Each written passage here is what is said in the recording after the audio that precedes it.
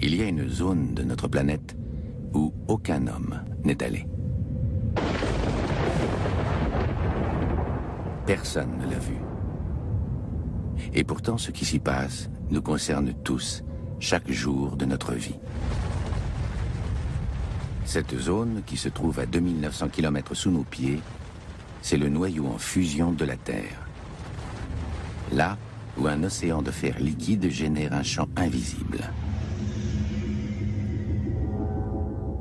Le champ magnétique terrestre. Il protège la planète entière des dangers de l'espace. Mais les scientifiques ont fait une alarmante découverte. Un orage couve au plus profond de la Terre et il pourrait détruire notre précieux bouclier magnétique.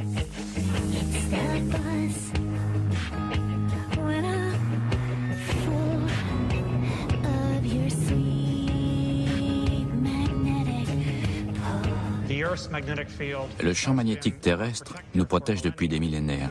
Aujourd'hui, il est en passe de disparaître. Le champ magnétique s'affaiblit rapidement. On ne peut pas garantir que le champ magnétique terrestre sera encore là dans 1000 ans. Notre bouclier invisible va-t-il disparaître? On ne se demande pas si ça arrivera, mais quand ça arrivera.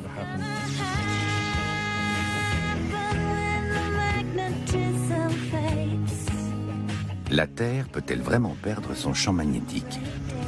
Qu'arrivera-t-il alors?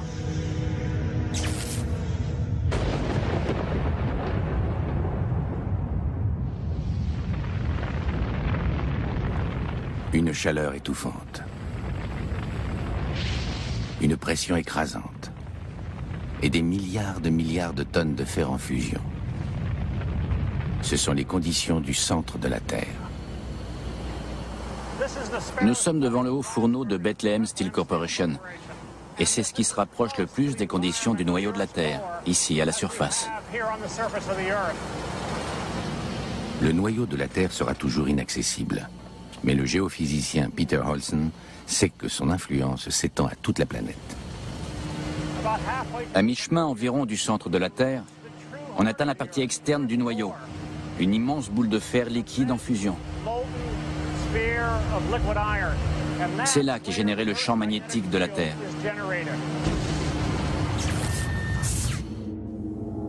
Mais récemment, les scientifiques ont détecté un problème au centre de la Terre.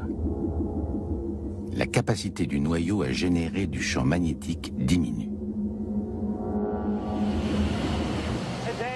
Il se passe une chose très étrange au niveau du champ magnétique terrestre. Son intensité décroît rapidement. Tellement rapidement qu'à ce rythme, il ne durera plus que 1000 ans. Cette découverte a déclenché une recherche scientifique intense dans le monde entier. C'est surprenant qu'on en sache aussi peu sur le champ magnétique terrestre et la façon dont il est généré. C'est une question intrigante à laquelle il faut répondre. J'ai souvent rêvé de voir le champ magnétique. Je suis attiré par ces mystères. À mesure que les scientifiques explorent la complexité du magnétisme, ils réalisent que ce qui se passe au centre de la Terre pourrait modifier notre monde.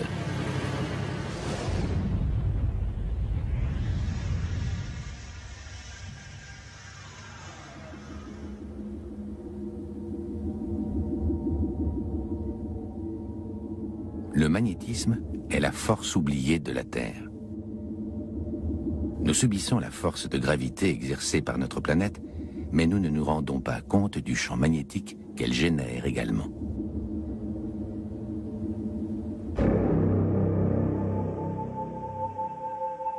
Mais le géophysicien Andrew Coates sait à quel point il est important.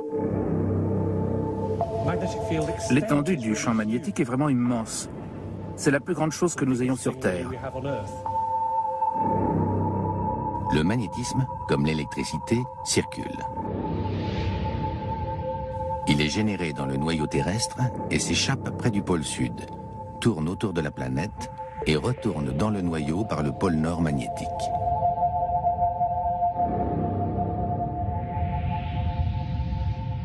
C'est le champ protecteur de la Terre. Sans lui, nous serions en danger. Il nous protège de la radiation spatiale, à l'instar de ces cabines qui nous protègent des intempéries terrestres. Le champ magnétique terrestre nous protège des intempéries spatiales et des radiations. La météo spatiale est mauvaise. Les vents qui soufflent dans la galaxie sont radioactifs, les plus dangereux venant d'étoiles qui explosent ou de trous noirs qui se désintègrent.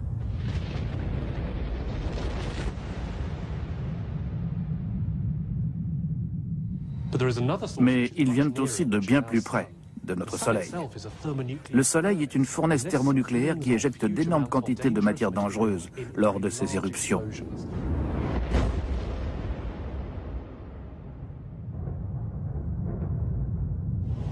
Dans certains cas, une masse équivalente à l'Everest se dirige sur nous. Le Soleil éjecte périodiquement des milliards de tonnes de particules chargées. C'est le vent solaire. La Terre se trouve souvent sur sa trajectoire.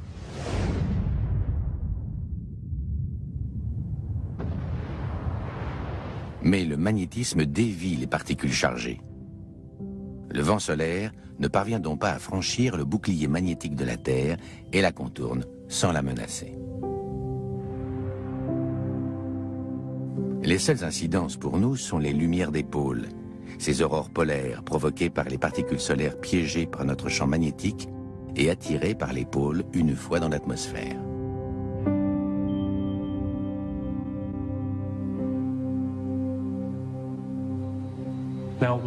Nous avons la chance d'avoir un champ magnétique qui dévie les particules et nous protège. Si ce champ disparaissait, plus rien n'arrêterait la radiation de l'atmosphère dont l'effet serait très dangereux. Dangereux à quel point? Quelles seraient les conséquences pour la Terre si le champ magnétique disparaissait? 5, 4, 3, 2, 1, we have ignition. L'inquiétante réponse est connue depuis peu.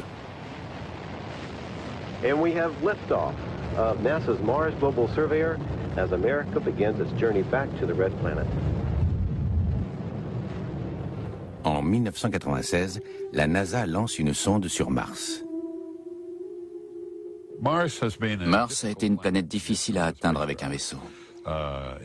Même après 16 missions américaines, russes ou autres, on ne savait toujours pas si Mars avait un champ magnétique intrinsèque. Cette question, longtemps restée en suspens, Mario Acuna et son équipe de la NASA espéraient finalement y répondre. Mais ce qu'ils ont découvert est encore plus important. C'est la relation entre le magnétisme et la vie.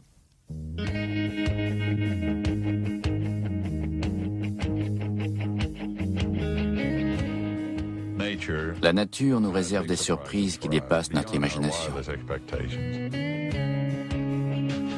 Les données transmises par Mars Global Surveyor indiquent que Mars n'est pas entouré d'un champ magnétique.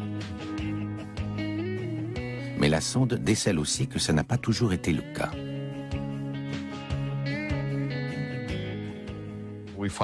On a trouvé d'immenses champs magnétiques dans la croûte. Et Mars s'est révélé être une planète inattendue et inconnue.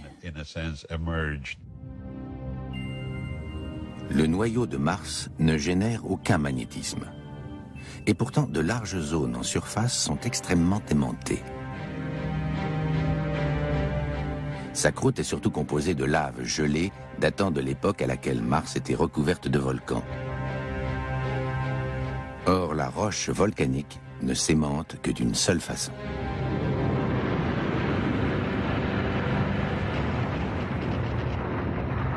Si la lave refroidit à l'intérieur d'un champ magnétique, la magnétite qu'elle contient s'oriente dans sa direction.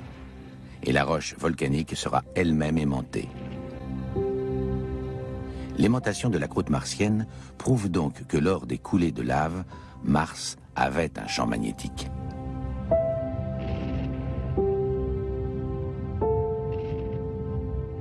Un champ d'une intensité 20 à 30 fois plus forte que celui de la Terre. L'équipe de Mario sait maintenant que Mars a eu un bouclier magnétique qu'elle a perdu. Cette découverte est-elle la réponse à l'un des grands mystères du système solaire? Les scientifiques pensent que Mars ressembla un temps à la Terre, avec une atmosphère épaisse et des océans, propices à une vie primitive. Mais, il y a environ 4 milliards d'années, la planète a connu un déclin catastrophique. Petit à petit, l'atmosphère et les océans ont mystérieusement disparu. Deux questions se posent. Où est allée l'eau et par quel processus? Deux événements importants survenus au début de l'histoire de Mars peuvent lui apporter les réponses.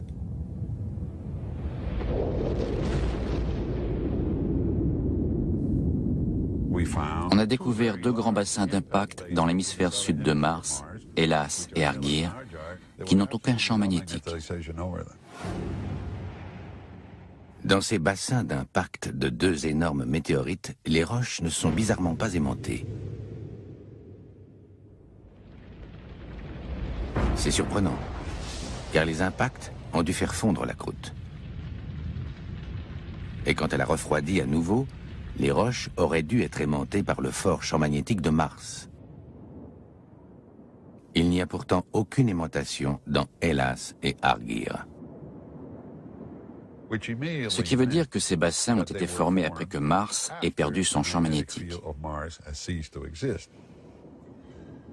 On estime que les impacts ont eu lieu il y a plus de 4 milliards d'années. «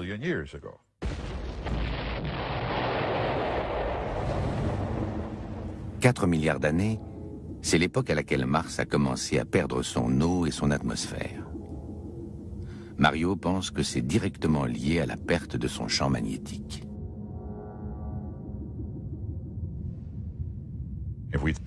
Si on détruit le champ magnétique, le vent solaire arrive directement dans l'atmosphère de Mars. Et le processus est équivalent à l'érosion dans le désert. Le vent souffle et emporte le sable. Sur Mars, il emporte les particules atmosphériques. Lentement mais sûrement, les gaz atmosphériques, composés en partie d'eau, sont balayés de Mars.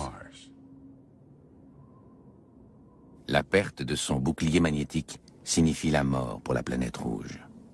Exposée à la radiation solaire, son atmosphère est emportée durant des millions d'années, laissant derrière elle le monde stérile actuel.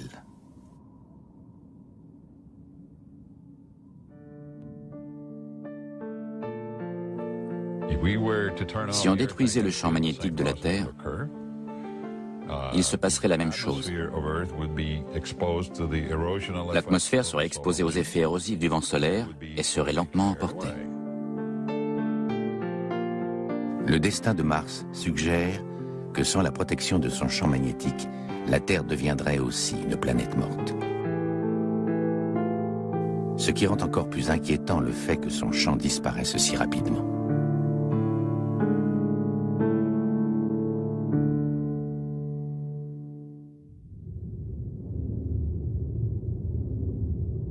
La planète Mars a perdu assez tôt son champ protecteur et avec lui sa capacité à abriter la vie. Et les scientifiques ont aujourd'hui la preuve que notre propre champ magnétique diminue rapidement. Cette preuve vient de civilisations disparues.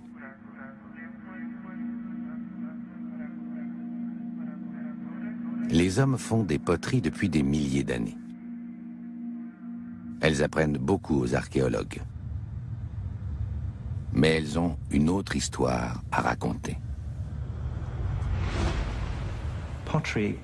La poterie est une sorte d'enregistreur du champ magnétique terrestre ambiant lors de sa fabrication.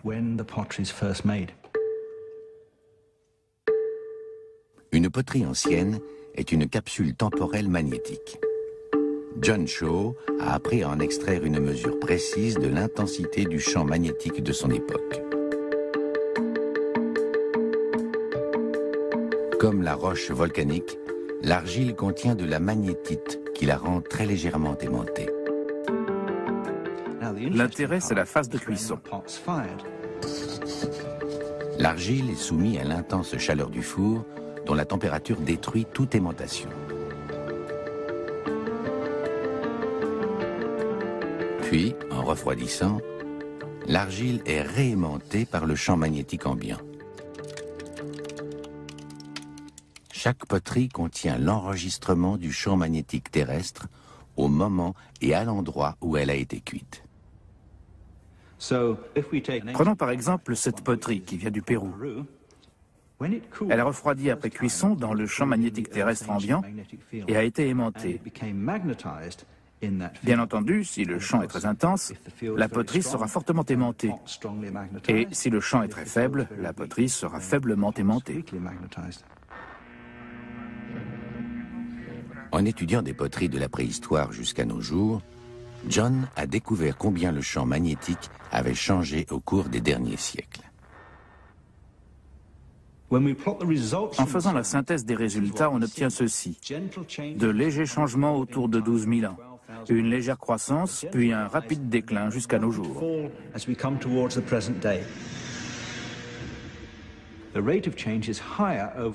La variation est plus importante depuis 300 ans qu'au cours des derniers 5000 ans. Le champ intense devient un champ faible, et cela très rapidement. En 300 ans, le champ a perdu 10%. Si l'accélération continue, le champ aura disparu dans quelques siècles. La Terre aura-t-elle le même sort que Mars?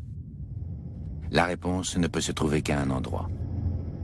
L'inaccessible zone où le champ magnétique est généré, son noyau.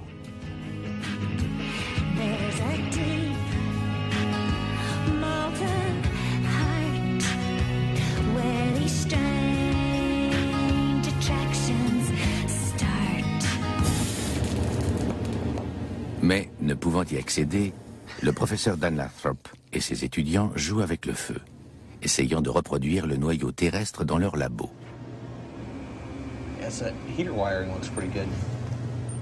Ils veulent trouver ce qui maintient le champ magnétique et ce qui pourrait entraîner sa disparition. Ils reproduisent le liquide du noyau avec du sodium, plus facile à faire fondre que le fer. C'est une opération dangereuse. Le sodium à température ambiante est un métal très mou. Et quand on le chauffe à environ 90 degrés, il devient liquide et on commence les expériences. Mais le labo devient dangereux. Si on met du sodium avec de l'eau, ça fait des explosions et des rejets brûlants. Vous voyez ici une sphère qui contient environ 110 kg de sodium. L'expérience consiste à faire tourner cette sphère de la même manière que la Terre et mesurer le champ magnétique qu'elle génère en propre.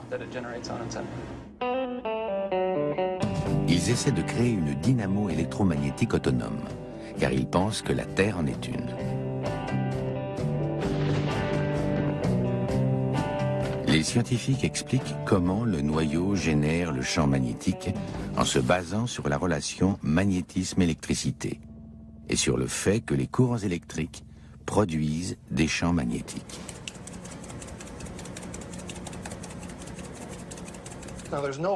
Au départ, il n'y a pas de courant électrique dans la bobine. La limaille de fer tombe au fond.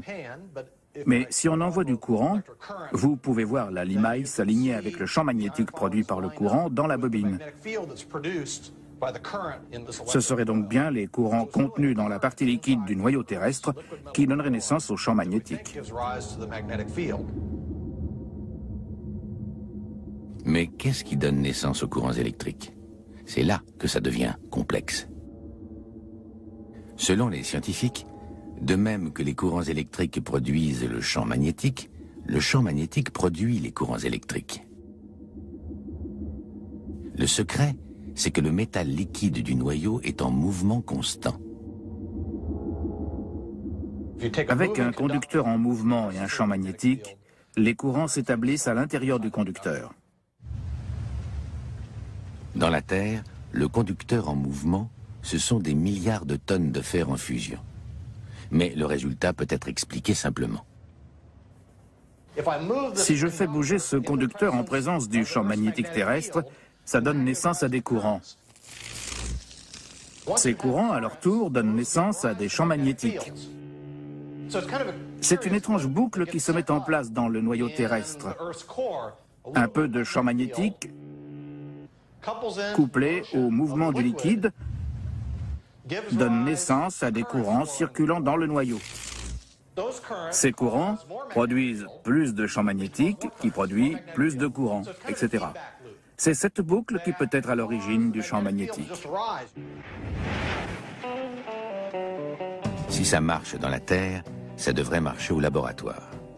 En théorie, il faut juste un peu de champ magnétique pour démarrer tout le processus. On ne sait pas bien ce qui a démarré le champ magnétique terrestre, mais Dan utilise un gros électroaimant. On applique un large champ magnétique au sodium qui est dans la sphère.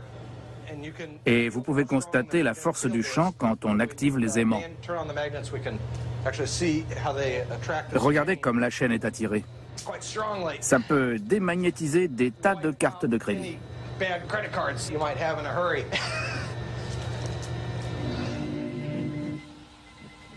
Si la théorie de la dynamo électromagnétique est exacte, le champ généré par le noyau miniature sera plus fort que le champ de départ.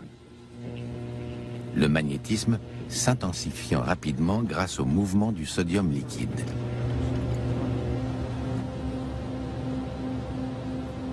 Dan n'y est pas encore arrivé, mais il a découvert ce qui peut entraîner le déclin du champ magnétique d'une planète.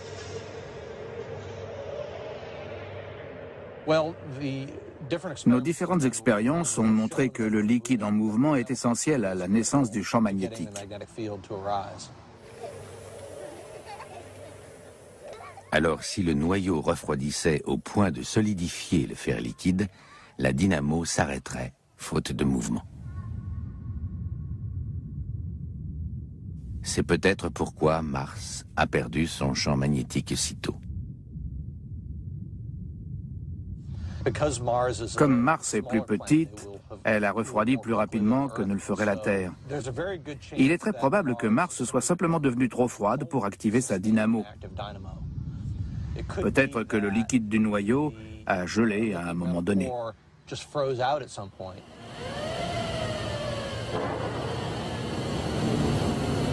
Mais ce qui est arrivé à Mars arrivera un jour à la Terre. Le noyau terrestre refroidit très lentement, d'environ 25 degrés par milliard d'années. Alors un jour, il gèlera et la dynamo s'arrêtera.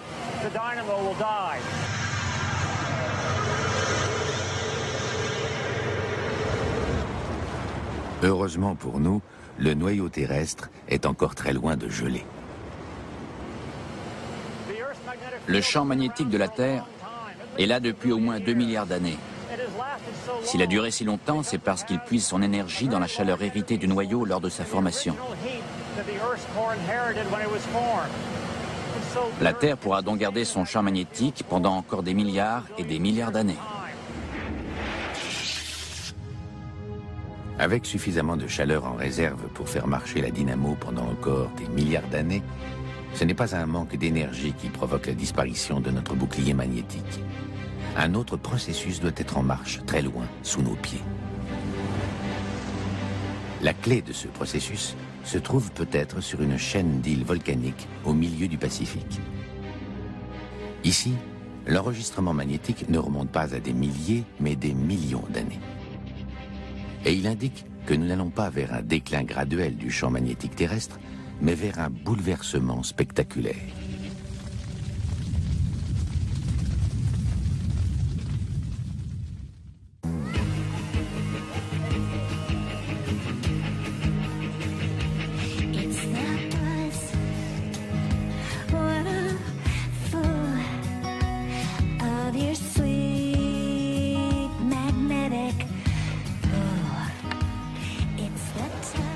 À Hawaï, où la chaleur qui entraîne la dynamo magnétique du noyau remonte à la surface. Ce qu'on a découvert ici pourrait expliquer pourquoi notre champ magnétique diminue si vite.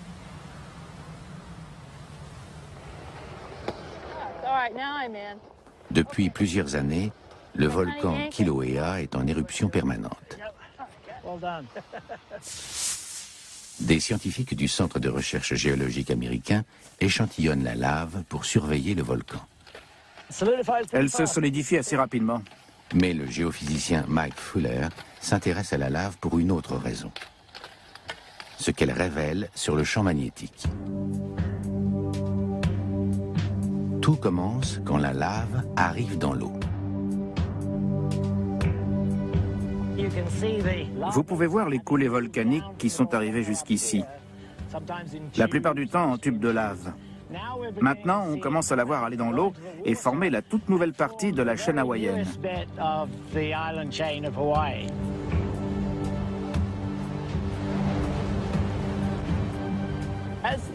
Lorsque la lave arrive dans l'eau, elle se refroidit évidemment très rapidement. Et une chose merveilleuse se produit. La lave enregistre le champ magnétique de la Terre. Une fois solidifiées et refroidies, ces roches volcaniques gardent la trace du champ magnétique actuel. Mais les volcans d'Hawaï sont en activité depuis des millions d'années, formant les îles. Chaque coulée de lave garde la trace du champ magnétique au moment de l'éruption.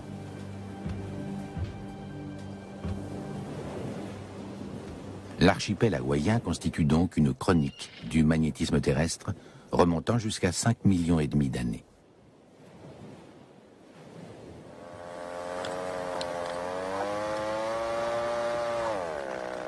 Elle montre qu'il y a eu de nombreuses fluctuations de l'intensité du champ, mais ce n'est pas le plus important.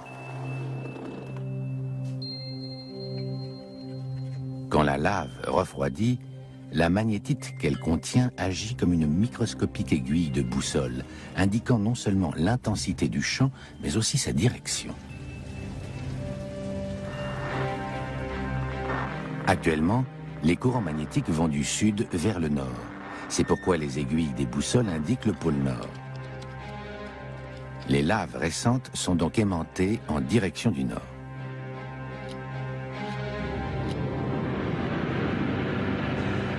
Mais en étudiant des laves plus anciennes, les scientifiques font une découverte extraordinaire.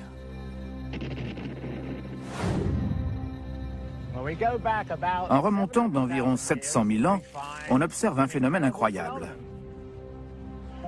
Soudain, les roches sont aimantées à l'envers. Au lieu d'être aimantées vers le nord comme aujourd'hui, elles le sont vers le sud.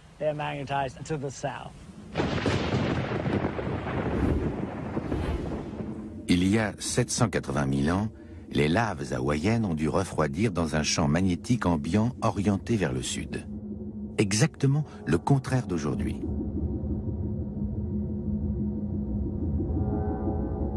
Ce qui implique qu'à un moment donné, le champ magnétique de notre planète s'est inversé.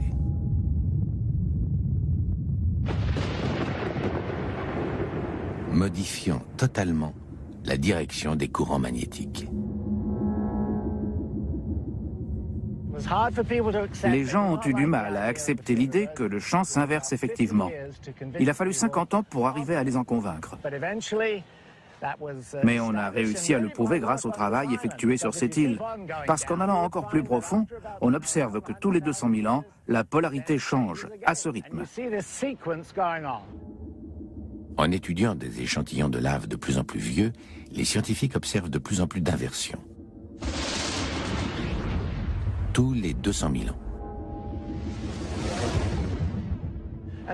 C'est devenu une évidence que le champ s'inversait effectivement.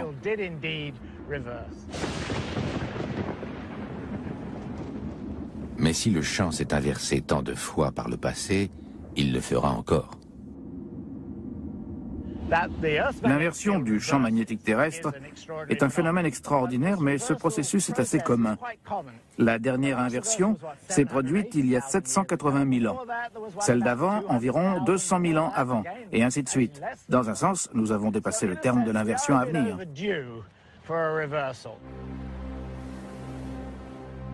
Est-ce pour cela que le champ terrestre diminue? Se prépare-t-il une inversion? Les scientifiques ont cherché un lien entre le changement d'intensité et le changement de polarité.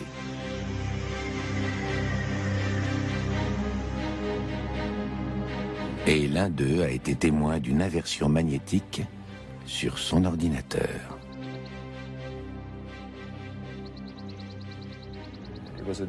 C'était une question intrigante. Il fallait apporter une réponse. Et les ordinateurs devenaient assez puissants pour résoudre toute une série d'équations décrivant la convection dans le noyau terrestre et la façon dont ce mouvement génère un champ magnétique. Dans les années 90, le physicien Gary Glaxmeyer s'embarque dans une expérience très ambitieuse. Il rentre toutes les données scientifiques sur le noyau en fusion dans un programme informatique. Puis il laisse le programme tourner pour voir comment le champ magnétique évolue durant des centaines de milliers d'années.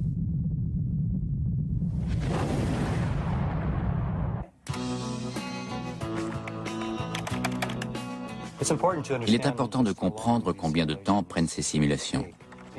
À chaque fois que l'ordinateur résout les équations, le résultat final avance d'un cran, et un cran équivaut à 10 jours. En 10 jours, les choses ne changent guère, ce qui veut dire qu'il faut résoudre beaucoup d'équations. Il faut les résoudre des millions et des millions de fois pour pouvoir simuler les centaines de milliers d'années dont on avait besoin. Un cas peut faire mouliner 6 mois les ordinateurs les plus rapides du monde. J'utilisais des superordinateurs du département de l'énergie, de la NASA et de la Fondation nationale de la science. Et dès que j'arrivais, je m'assurais d'abord que les ordinateurs fonctionnaient toujours. J'ai fait ça chaque jour, 7 jours sur 7, pendant plus de 4 ans. Et je me souviens qu'à un moment donné, au printemps, j'étais allé faire des conférences dans des universités. Quand je suis revenu, après plusieurs semaines, je me suis dit qu'il était temps que je regarde les détails du champ magnétique. Et je me suis aperçu que sa polarité avait changé.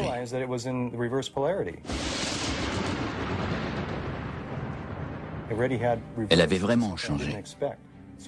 Je ne m'y attendais pas. J'ai regardé alors plusieurs extraits des semaines passées et j'ai réalisé que le champ s'était inversé spontanément. C'était une première. On était impatients de le faire publier.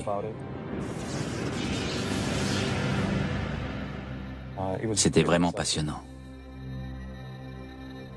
Alors que l'expérience se poursuit, les inversions arrivent environ tous les 100 000 ans de temps simulé. Et à chaque fois, le processus commence de la même manière. C'est intéressant d'observer que chaque inversion de polarité s'est produite quand l'intensité magnétique était très faible. Elle décroissait et finalement, quand la partie dipôle du champ était très faible, alors il s'inversait. C'est la preuve que ce que l'on observe aujourd'hui, une diminution de l'intensité magnétique, est effectivement lié à une future inversion.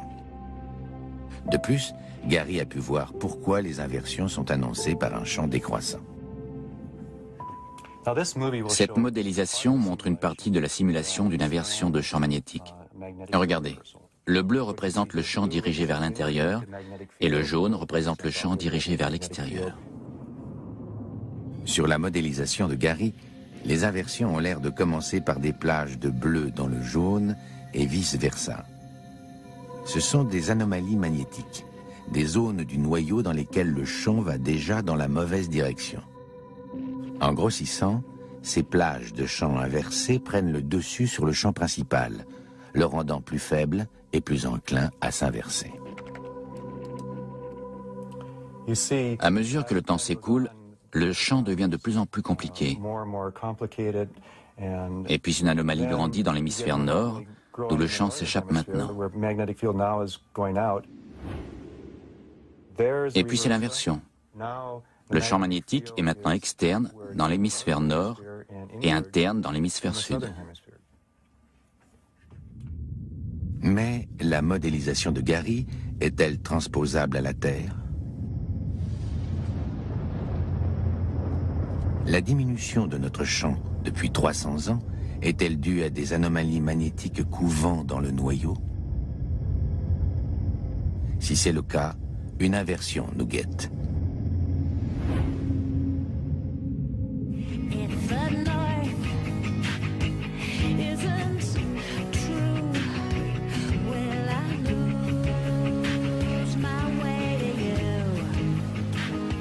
Or, il existe des écrits détaillés qui couvrent très exactement ces 300 ans. Ce sont les livres de bord de la Marine royale. Comme l'a découvert le géologue Jeremy Bloxham, les marins des 18e et 19e siècles étaient obsédés par le champ magnétique. Au temps de James Cook, quand il faisait ses explorations, la boussole était l'outil de navigation principal. Cependant, l'aiguille d'une boussole n'indique pas le vrai nord, le pôle nord géographique, mais le nord magnétique. Pour les marins, connaître la différence entre le vrai nord et le nord magnétique était une question de vie ou de mort. Mais ils savaient bien que le champ magnétique change constamment, au gré du nord magnétique qui se déplace autour du pôle.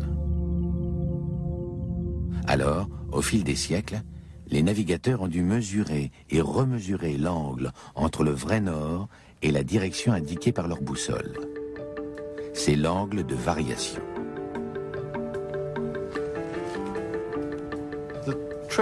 La difficulté était de trouver le vrai nord, et il le faisait en regardant le soleil à midi, quand il est au plus haut dans le ciel, ou bien en regardant l'angle du soleil au lever et au coucher.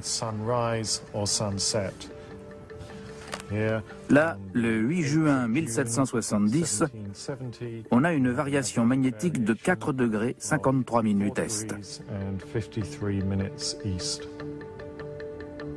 Des milliers d'observations méticuleuses comme celle-ci ont aidé Jeremy à réaliser un film en accéléré du champ magnétique durant les 3 derniers siècles. Ce que révèle ce film sur un endroit en particulier est significatif. On a observé des changements brutaux dans le champ magnétique sous l'Atlantique Sud. Sous l'Atlantique Sud, Jeremy a trouvé ce qui fait faiblir rapidement notre champ, des anomalies magnétiques. Et elles grossissent. Au début du XXe siècle, on voit l'émergence d'une nouvelle plage de flux inversé. Un endroit où les lignes de champ magnétique, au lieu de sortir du noyau, y retournent. Et cette plage se déplace ensuite vers l'ouest, s'accroche à cette autre plage de flux inversé pour créer une large zone que nous appelons l'anomalie de l'Atlantique Sud, dans laquelle le champ est environ 30% plus faible.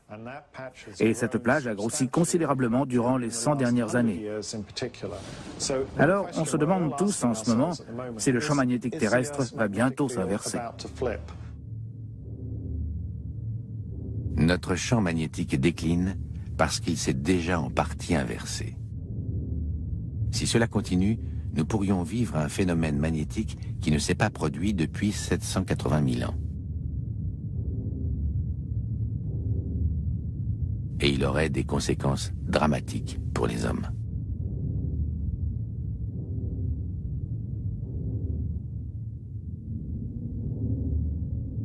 Il y a un trou dans le champ magnétique de la Terre, et il s'agrandit. Sous l'Atlantique Sud, les lignes de champ magnétique vont dans le mauvais sens et affaiblissent notre bouclier. Les modélisations numériques indiquent que ça pourrait être le début de l'ultime orage magnétique, une inversion totale du champ. Il n'y a aucun doute quant à une nouvelle inversion du champ magnétique terrestre. On ne se demande plus si ça va arriver, mais quand ça va arriver. Durant ces dernières centaines d'années, l'intensité du champ magnétique terrestre a diminué. C'est peut-être le signe d'une prochaine inversion. La durée entre 2 inversions est de l'ordre de quelques centaines de milliers d'années. Alors l'heure a sonné. La race humaine, depuis l'Homo sapiens, vieux de 35 000 ans, n'a jamais vécu d'inversion magnétique. Si l'on observe vraiment des signes avant-coureurs, que va-t-il se passer ensuite?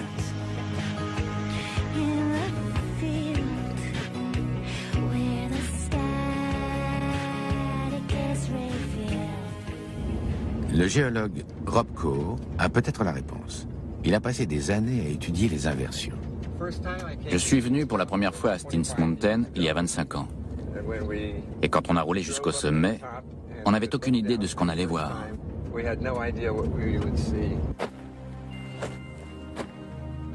Soudain, on était sur la crête et on a découvert ce panorama fantastique. Steens Mountain se trouve dans l'état de l'Oregon. Cette montagne est un empilement de coulées datant d'une période d'intense activité volcanique. Il y a 16 millions d'années, une série d'éruptions s'est produite ici.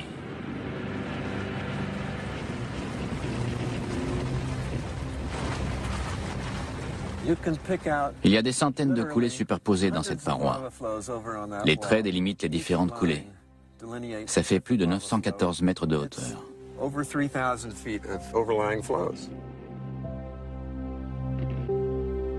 La particularité de Steens Mountain, c'est que les éruptions de lave se sont produites au moment où le champ magnétique terrestre était en train de s'inverser. Rob et ses collègues ont espéré que ces roches leur fourniraient une image détaillée de la progression d'une inversion magnétique. Le champ magnétique terrestre est une chose mystérieuse.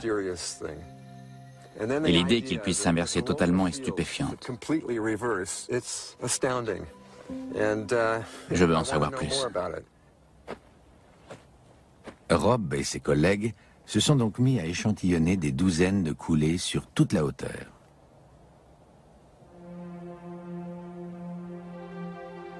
Ils ont observé que les couches inférieures étaient aimantées à l'envers et indiquaient le sud. Les couches supérieures, près du sommet, étaient aimantées vers le nord. Couches intermédiaires témoignaient d'un chaos magnétique. L'inversion a duré plusieurs milliers d'années. Mais le plus surprenant, c'est l'activité du champ durant ce temps. Au début de l'inversion, l'intensité du champ terrestre a diminué de façon dramatique, de 80 ou 90%. Au cours de sa disparition, le champ a agi très irrégulièrement. Pendant environ 300 ans, la direction du champ a changé constamment pour finalement opérer un virage à 180 degrés vers le nord et recommencer à s'intensifier. Mais il n'a pas pu garder cette polarité. Il s'est à nouveau inversé et a perdu son intensité. Une fois encore, le bouclier magnétique de la Terre disparaît pratiquement, cette fois pour 3000 ans. Et le champ restant change tellement vite que Rob a trouvé une coulée qui a enregistré ces folles gyrations, même lors de son refroidissement. Voici la coulée que l'on a échantillonnée ici même. Ce qu'on a trouvé était difficile à croire. Les bords du bas et du haut, rapidement refroidis, ont une polarité, la même que celle de la couche du dessous.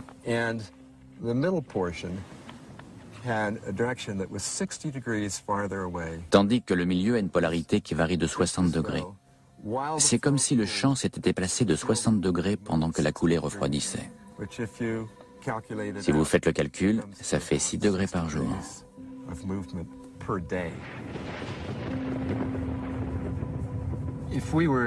Si on avait observé ça nous-mêmes avec une boussole, on aurait pu suivre lentement la direction du champ et presque voir le mouvement à l'œil nu. C'était véritablement époustouflant, extraordinaire.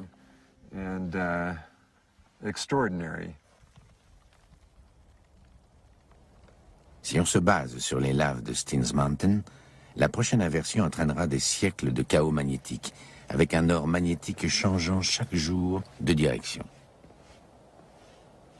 Durant cette longue période, le champ magnétique sera trop faible pour nous protéger, et cela aura des conséquences sur la santé humaine. L'intensité du champ magnétique faiblira. Il sera peut-être 10 fois, peut-être 100 fois plus faible qu'aujourd'hui, et il laissera passer plus de radiation cosmique. On ne sera plus protégé de la radiation solaire et galactique qui pénétrera directement dans l'atmosphère. Ce qui veut dire que la radiation à la surface augmentera aussi. On estime qu'on sera 2 fois plus exposé à la radiation cosmique. Et dans certains endroits, ça pourrait être pire. Aujourd'hui, le champ magnétique canalise la radiation spatiale vers les pôles nord et sud où peu de gens vivent. Mais quand le champ principal disparaît, le faible champ qui reste a une structure bien plus complexe. Au lieu de 2 pôles magnétiques, il peut y en avoir 4 ou même 8 se déplaçant lentement sur la surface de la Terre. La structure du champ magnétique ne sera pas la structure dipôle que nous avons aujourd'hui, régulière et lisse, qui dévie les particules chargées et la radiation cosmique vers les pôles. Au lieu de ça, il y aura plusieurs pôles sur la Terre, peut-être près de l'équateur. Son champ sera plus faible et en plus, il canalisera la radiation cosmique à de basses latitudes où la plupart des gens vivent. Cela signifie malheureusement plus de morts dues au cancer. Environ 15 personnes sur 1 million par an. Et si on calcule ça par rapport au nombre total d'habitants sur la planète, c'est significatif. Il est impossible d'en être certain, mais on peut raisonnablement supposer que chaque année, 100 000 personnes seraient tuées par les taux élevés de radiation spatiale. Sur la durée d'une inversion complète, on compterait jusqu'à des centaines de millions de morts. Mais cela ne représenterait toutefois qu'une faible augmentation globale des cancers. Ce ne sera donc pas catastrophique.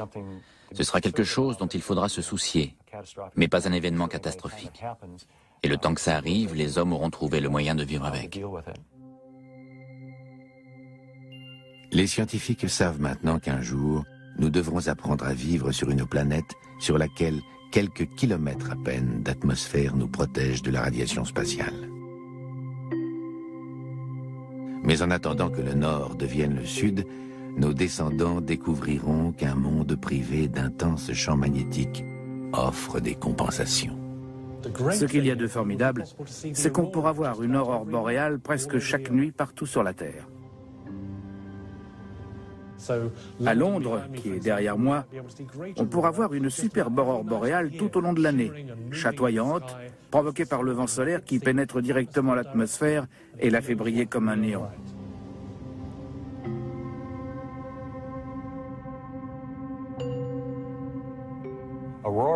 Les aurores boréales, ça sera captivant. J'imagine un champ magnétique très dynamique en dehors de la Terre durant la prochaine inversion. J'aimerais beaucoup être témoin d'une inversion, mais cela voudrait dire que je vive bien plus longtemps que prévu. En fait, c'est l'une des grandes tragédies de la vie. On ne voit jamais comment les choses fonctionnent.